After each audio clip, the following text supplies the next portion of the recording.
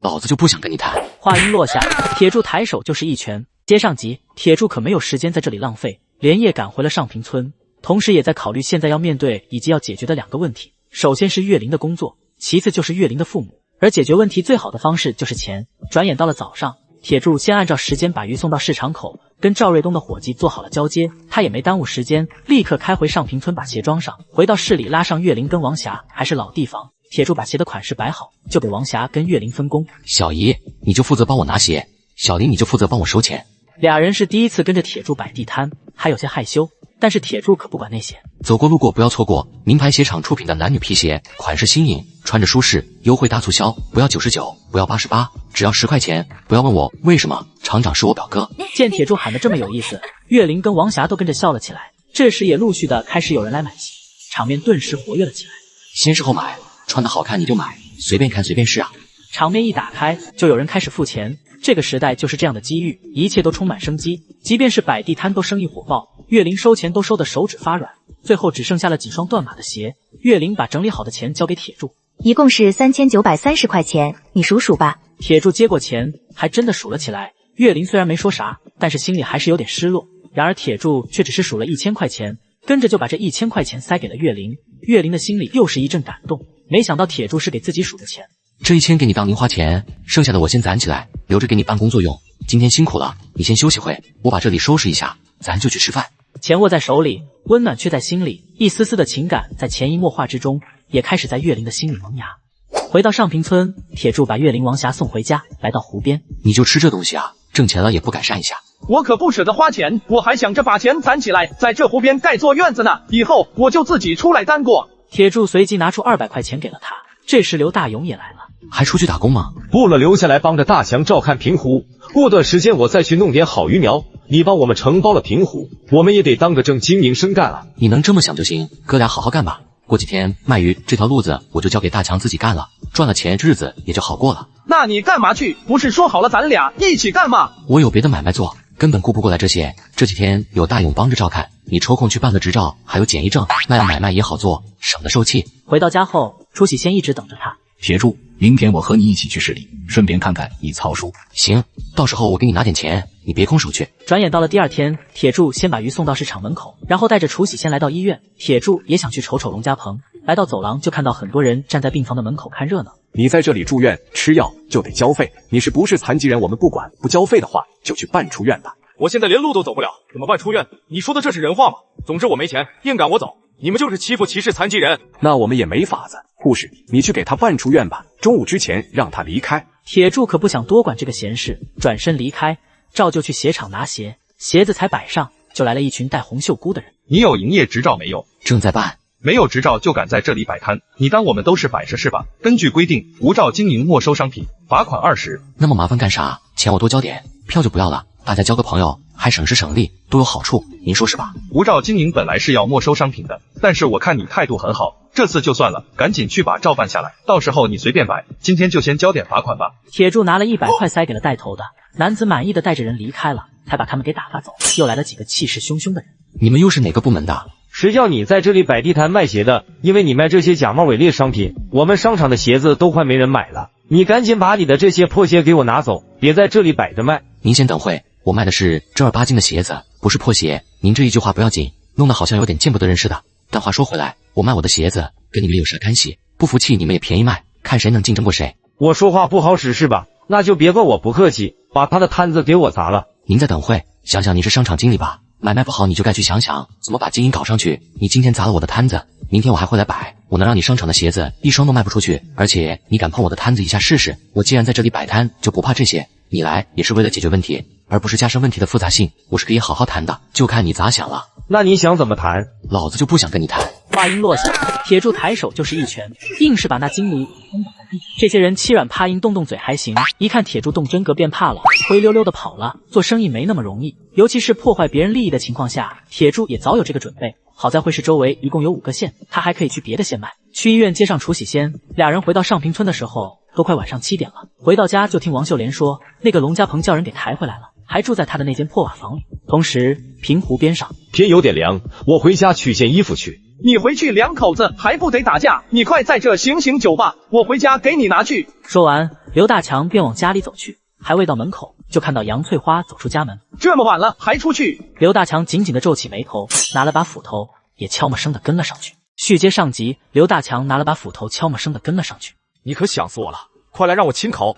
都这样了，还想那些呢？我就是来看看你，也不枉咱俩亲热过。还是你对我好啊。从我回来到现在，谁都没来看我，饭都没吃一口，水都没喝一杯。要说我这腿也是为了给你看果树摔断的，你以后可得要好好对我啊。我也不能总来看你。刘大勇回来了，整天盯着我，前几天就因为我多说一句话，你看看他把我打的，我都不想活了。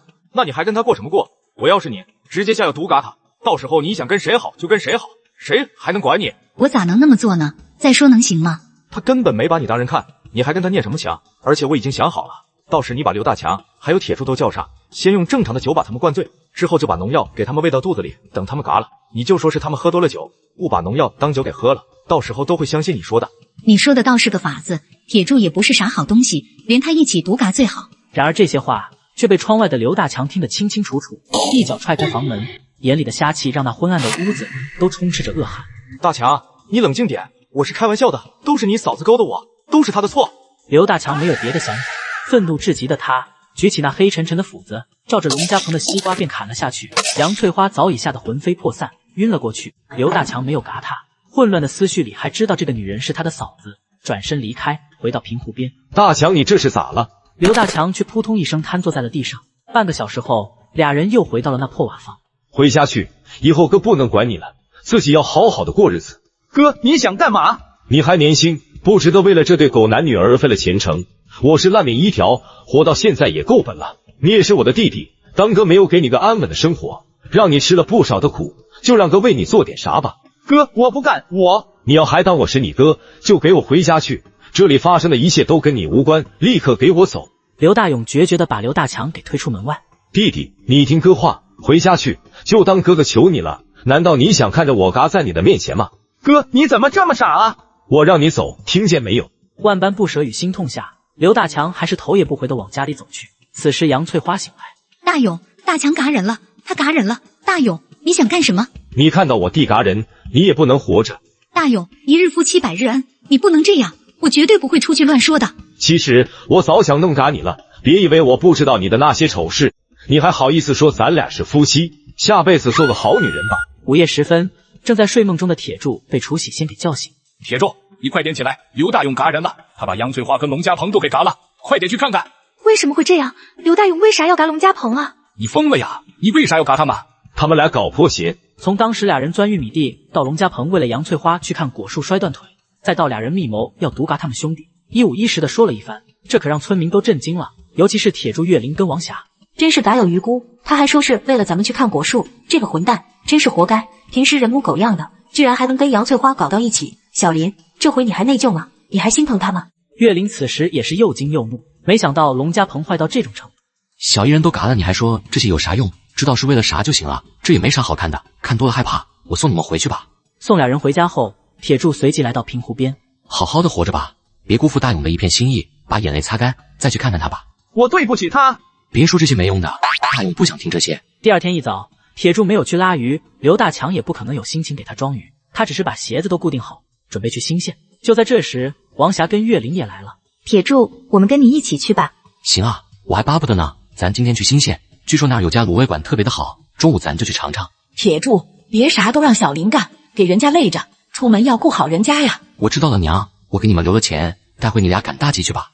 来到新县，都快上午10点了，刚摆好摊，不远处却传来阵阵的叫骂声，原来是卖卷肉饼的老板正在骂一大一小两个男孩。赶紧给我滚开，没钱还想吃卷肉饼，臭要饭的，你们站在这里把我的摊子都给熏臭了。我有钱，只想买个卷肉饼给弟弟吃，他都2天都没有吃饭了，你行好，卖给我们一个吧。然而那无情的老板直接把那几个硬币都打在了地上。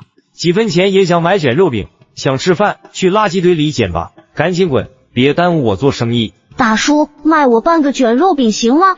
老板是彻底的愤怒了，伸手就要打孩子。不准打孩子。此时铁柱他们3人走了过来。宝贝，不哭不哭，姐姐给你糖吃。我要2个卷肉饼，现在就给我做。1块5一个，2个3块。铁柱随即掏出3块钱，老板才想去接，铁柱却直接扔在了桌子上。我爸爸说过，受人点滴之恩要涌泉相报。哥哥，这个钱给你吧。铁柱跟月灵都惊奇的相视一眼，能说出这话的人，肯定文化程度不会低。你们的爸爸妈妈呢？几年前，别人说我的爸爸妈妈因为卖假药被人给打嘎了。好了，哥哥知道了，好孩子不哭，把肉饼吃了。我不饿，我要把这个留给弟弟吃。今天是他的生日，妈妈跟我说，以后每年的今天都要给弟弟买好吃的。月灵听到这里，忍不住转身流下了眼泪。俩孩子太可怜了，咱们帮帮他们吧。这样吧，你跟小姨带孩子去买衣服跟鞋子，再给他们买点吃的，我留下来卖鞋。商量妥当，月灵跟王霞就带着俩孩子去买衣服了。铁柱见市场的人也开始多了，就开始吆喝了起来。等月灵跟王霞带着孩子回来，摊子前面已经围满了人，眼看到了中午，人们也都散去。